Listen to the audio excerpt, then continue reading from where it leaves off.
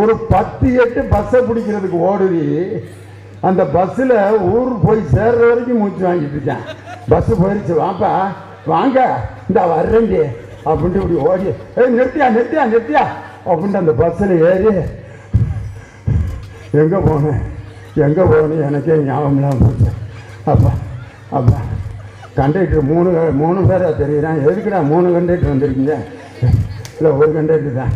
Driver அந்த 2 driver ஓட்டுறேன். ஒரு பஸ்ஸை ஒருத்தன் தாண்டா ஓட்ட முடியும், 2 பேர் ஓட்ட முடியாது.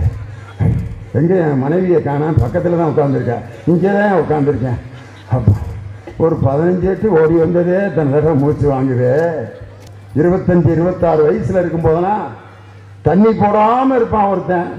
ஆனால் அந்த தண்ணி போட்டு பழகிறவனுக்கு நடுவில் அவன் உட்காந்துருப்பான். அந்த போடாதவனை படித்திடுவாங்க. அப்பல கொஞ்சம் வேணாண்டா, சேராதுடா. யாரா சொன்னது சேராதுன்னு? டாக்டர்கிட்ட போய் செக்கப்பா பண்ண. இல்லடா அது எனக்கு ஒத்துக்கிறாரு, சாப்பிட்டு பாரு, ஒத்துக்கிருச்சுன்னா அடி, இல்லாட்டி விட்டுரு. அப்படியே அவன் மூளையை செலவு பண்றான். வேணாண்டா சொன்னா கேளுங்கடா அப்படின்ட்டு ஊத்தி, அங்க ஏதோ நடந்திருக்கு அங்க பாருங்க, பஞ்சாயத்தா ஊத்தி கையில கொடுத்து வாயில ஊத்திக்கிட்டான்.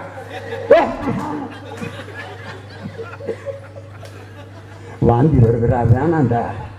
அப்ப வந்து ஊத்தி கொடுத்தவன் சொல்றேன், வாந்தி வந்துருச்சுல்ல, உனக்கு ஒத்துக்கிருச்சுன்னு அர்த்தம்.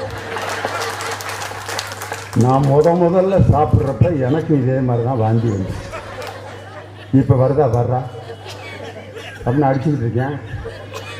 ஒரு 15 வருஷம் கழித்து பார்த்தா 2 ஆஸ்பத்திரியில் லிவர் வீங்கி அது பக்கத்தில் அவன் வீட்டுக்காரம்மா இந்த பொட்டும் போகும் நிலைக்குமா என்னன்னு தெரியலையே, லிவர் இருக்கு இல்லைன்னு நினைக்கிறேன். டாக்டர் செக்கப் பண்ணி இவ்வளோ பெருசு வீங்கி கிடக்குது லிவரு, இனி ஊத்துனா முடிஞ்சு ஜோலி அப்படின்னு 2 பக்கத்து பெட்டில் படுத்திருக்கு. யாரு? இதைத்தான் என் தலைவர் சொன்னார், வருமுன் காப்பவன் தான் அறிவாளி, அவன் அதை வந்த பின்னே தவிப்பவன் தான் ஏமாளி. சிவபெருமான் சொன்னோன்னா நமக்கு திருவிளையாடல்ல ஒரு காட்சி தான் ஞாபகத்துக்கு வரும். அவருக்கும் அவர் மனைவிக்கும் வீட்டில் சண்டை. சகோதரிகள் கேட்கலாம், நம்ம வீட்டில் தான் சண்டை போடுறாங்கன்னா சிவபெருமான் வீட்டிலையுமா சண்டை நடந்துச்சு? உலகத்தில் கடவுளாக இருந்தாலும் கணவன் மனைவியாக இருந்தால் சண்டை வந்து தான் ஆகும். சண்டையே இல்லாத குடும்பமே இல்லை. என்கிட்ட ஒருத்தன் சொன்னா, எனக்கு என் மனைவிக்கும் சண்டை வந்து 15 வருஷம் ஆச்சுன்னா. எப்படிறான்னு? கல்யாணத்தன்னைக்கு துபாய் போனவன் தான் 15 வருஷம் கழிச்சு இப்போ தான் வாரேன். நான் எவள்கிட்ட போய் சண்டை போடுறதுன்னா? வெளிநாட்டில் இருந்தாங்கன்னா சண்டை வராமல் இருக்கேன், கூட வாழ்ந்தா சண்டை வந்துக்கிட்டு தான் இருக்கான். சிவபெருமானுடைய வீட்டிலேயே சண்டை. எப்படி? அந்த அம்மா சிவபெருமான் மதுரையில் பொண்ணு கட்டினவர், நம்பாளு. அதனால தான் தென்னாடுடைய சிவனே போற்றி எந்நாட்டவர்க்கும் இறைவா போற்றிம்பாங்க. அதனால மதுரையில் பொண்ணு கட்டின சிவபெருமான் தன்னுடைய மனைவி வந்து, என் அப்பன் தட்சன் நடத்தும் யாகத்திற்கு நான் சென்று வருகிறேன் அத்தான் அப்படின்னு வீட்டுக்காரர்கிட்ட கேட்கும். வீட்டுக்காரர் அவரு மனுஷன் தானே, ஆம்பளை. அவங்க மாமனாருக்கு இவருக்கும் ஆகாது. தட்சன் நடத்தும் யாகத்திற்கு நீ செல்லக்கூடாது அப்படின்னார். இல்லை, நான் எப்படியாவது போய்த்தான் ஆக வேண்டும், போகக்கூடாது. இல்லை, என் அப்பன் வேதனைப்படுவார், என் தந்தை வேதனைப்படுவார், எப்படியாவது அனுமதியுங்கள், போ அப்படின்பார். போய் வா என்று சொல்லுங்கள், போய் என்று சொல்லுகிறீர்களே, போ. கோவமா போயிடுச்சு அந்த அம்மா. போய் அவங்க அப்பா அவமானப்படுத்திடுவாரு. திருப்பி வருது, சண்டை போட்டுட்டு வீட்டுக்கார்ட்ட போயிட்டு உள்ள என்ட்ரி ஆகிறது எப்படின்னு உங்களுக்கு தான் தெரியும், பெண்களுக்கு தான் தெரியும். அப்படியே மெதுவாக அப்படியே வருது. ஃபுல் டென்ஷன்ல இருக்காரு. யாரு? சிவபெருமான். எங்கே வந்தாய்? எந்த முகத்தோடு என்னை பார்க்க வந்தாய்? தாட்சாயினி. 2 பேரும் கட்டையில பயங்கர பிரச்சனை ஆகி, சக்தி தான் பெரிது அப்படின்னு அந்த அம்மா டென்ஷன். சிவன் தான் பெரிது, சக்தி இல்லையில் சிவன் இல்லை, சிவன் இல்லையில் சக்தி இல்லை, சக்தி தான் பெரிது, சிவன் தான் பெரிது. அந்த அம்மாவை அப்படியே பஸ்பமாக்கி எரிச்சிருவார். மனைவி தான் இறந்துருச்சு, இல்லை பேசாம ஈசி சேரை போட்டு படுத்திருக்க வேண்டியதானே. மனைவி போன பிறகு கடவுளால கூட இருக்க முடியல. ஆட்டம்னா ஆட்டம், உலக ஆட்டம். அந்த ஆட்டம் போட்டு ஆடுன்னு ஆடி 7 லோகங்களும் அதிர்ந்து தேவர்களும் மூவர்களும் வந்து, சிவபெருமானே ஏன் இப்படி ஆட்டம், என் சக்தி என்னை விட்டு போய்விட்டது அப்படின்னு சொன்ன, உங்கள் சக்தியை உங்களோடு இணைத்துக் கொள்ளுங்கள் அப்படின்னு சொல்லி தன்னுடைய மனைவிக்கு தன் உடலில் சரிபாதியை கொடுத்து அர்த்தநாரீஸ்வரர் அப்படின்னு சொல்லிட்டு லாஸ்டா எப்படி முடிப்பாங்கன்னா, சக்தி இல்லையே சிவன் இல்லை, சிவன் இல்லையே சக்தி இல்லை. இதைத்தான் நம்ம ஊர்ல சொல்லுவான், சக்தி இருந்தா செய்யி, இல்லாட்டி செவனேன்னு இருக்கான்னு இருக்கான். அண்ணன் வேற என்னத்தையும் நினைச்சிருக்கிறாரு, அதெல்லாம் நினைக்காதீங்க. சக்தி இருந்தா செய்யி, இல்லாட்டி செவனேன்னு இருந்தா, செவனேன்னு இருக்கான்னா சும்மா இருக்குன்னு அர்த்தம். சக்தி தான் பெண். வெள்ளை பட்டு புடவை நல்ல நீட்டாக கட்டி மல்லிகை போச்சு ஜம்முன்னு நகையெல்லாம் போட்டு ஒரு கல்யாணத்துக்கு புறப்பட்டு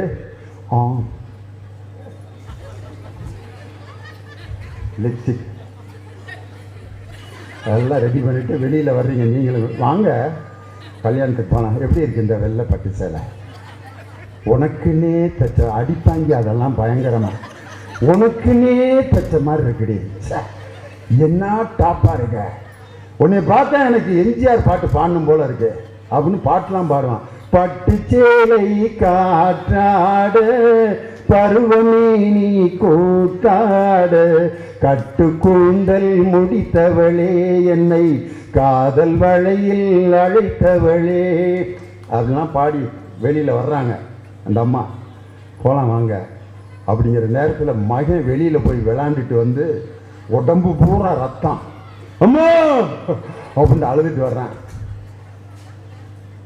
நீங்கள் என்ன செய்வீங்க? அப்போ வீட்டில் போய் ஒரு பழைய துணியை தேடி பிள்ளையினுடைய முகத்தை தொடப்பீங்களா? ஆஹா, அந்த அக்காவுக்கு எல்லாரும் தயவுசெய்து கை தட்டுங்க. பழைய துணியை தேடிட்டு இருந்துச்சுன்னா அதுக்கு பேர் அம்மா கிடையாது. அது என்னடா பெரிய பட்டு புடவை, அப்படியே பிள்ளைய வாங்கி அணைச்சு அந்த பட்டு புடவையில ரத்தத்தை எல்லாம் தொடச்சு ஒரு முத்தம் கொடுத்து ஆஸ்பத்திரிக்கு தூக்கி ஓடுவார், அவள் தான் உண்மையான தாய். உலகத்திலே நமது உளவியல் ஆராய்ச்சி அறிஞர்கள்லாம் என்ன சொல்றாங்கன்னா, அதிகமா சிரிக்கிறது யாருன்னா ஆண்களா பெண்களா ஆய்வு பண்ணியிருக்காங்க. யாரு? உளவியல் நிபுணர்கள். அதில் 80% நல்லா சிரிச்சு சந்தோஷமா இருக்கிறது பெண்கள் தான். அங்கே வேறு ஆம்பளையே கைதட்டாரு, எங்கள் நம்ம பொழப்பா அண்ணன் கரெக்டாக சொல்கிறாரியா. அதே மாதிரி அழுவதும் பெண்கள் தான் அதிகமாக அழுகுறாங்க. 90% அழுபவர்கள் பெண்கள் தான். ஆம்பளை அழுதா அது ஆண்மைக்கு குறைவான். இளவு வீட்டிலலாம் அழுகவே மாட்டாங்க, பார்த்துருக்கீங்களா? பொம்பளை ராஜா நீ எப்பயா போயிட்டாங்க அக்கா அப்படின்ட்டு ஒருத்தர் ஆம்பளையெல்லாம் அழுகவே மாட்டான். கோயில சொல்லுப்பா இறந்துட்டார,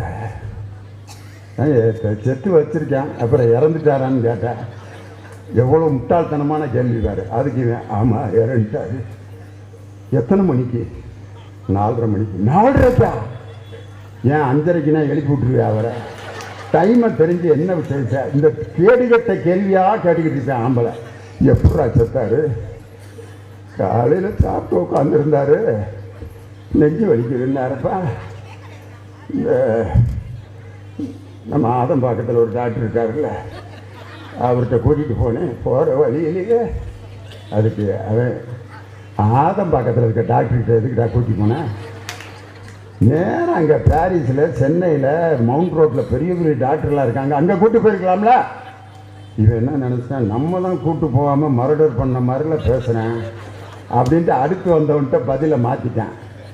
எப்படி செத்தாரு? நெஞ்சு வலிக்குதுன்னாரியா?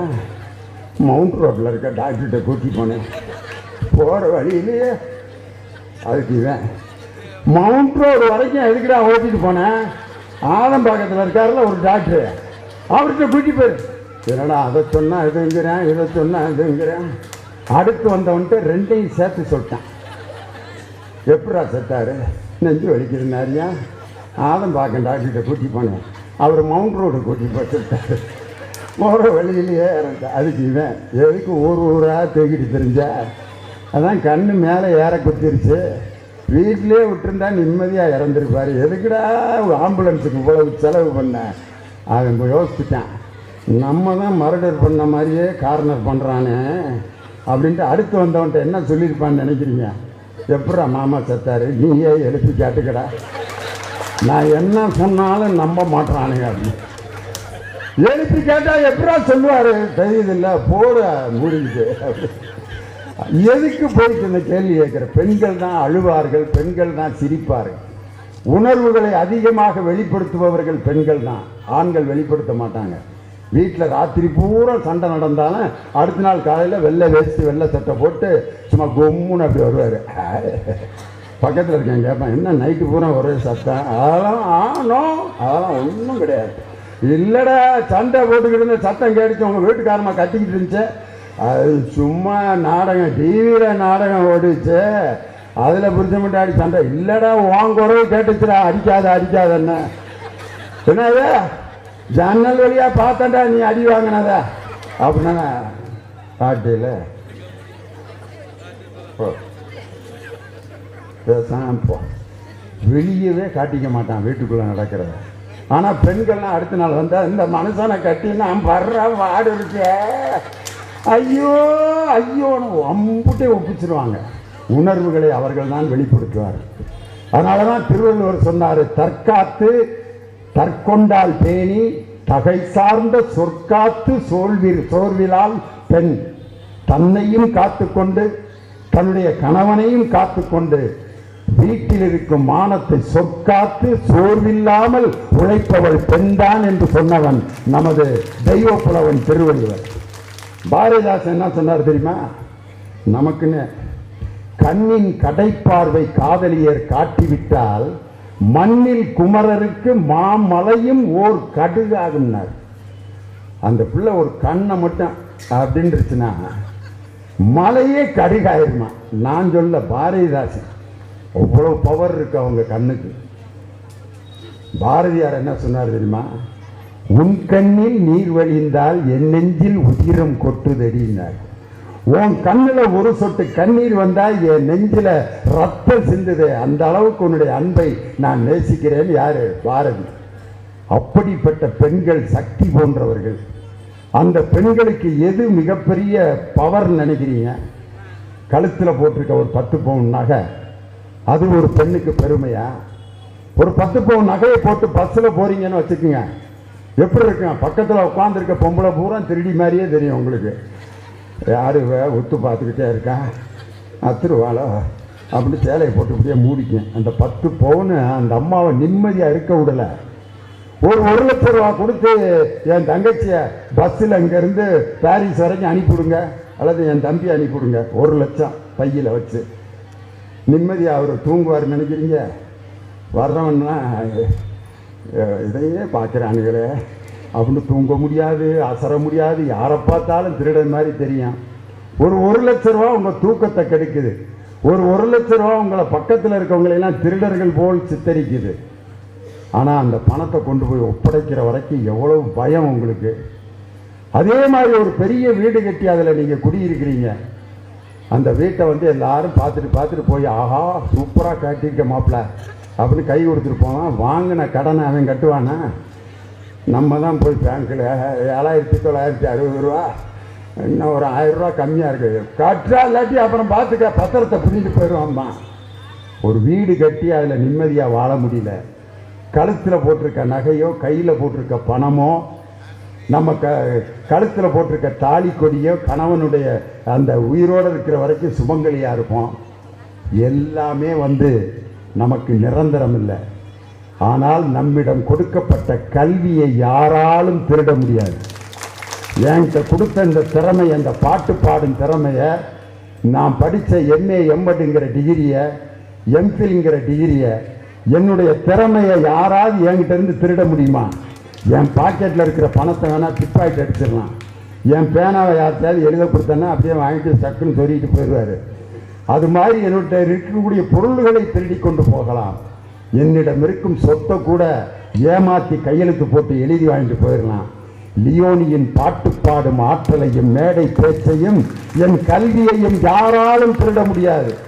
அதனால தான் பேரறிஞர் அண்ணா சொன்னார், ஒரு தேனி தேன் கூட்டை கட்டி அருமையா தேனை சேகரிக்குது, அந்த தேனை மனிதன் எடுத்துக்கொண்டு பயன்படுத்துகிறான். அப்ப தேனி சொல்லிச்சான், தேனை வேணா நீங்கெல்லாம் எடுத்துட்டு போய் பயன்படுத்தலாம்டா, ஆனா தேன் சேகரிக்கக்கூடிய என்னுடைய ஆற்றலை என்னிடமிருந்து யாராலும் பறிக்க முடியாது.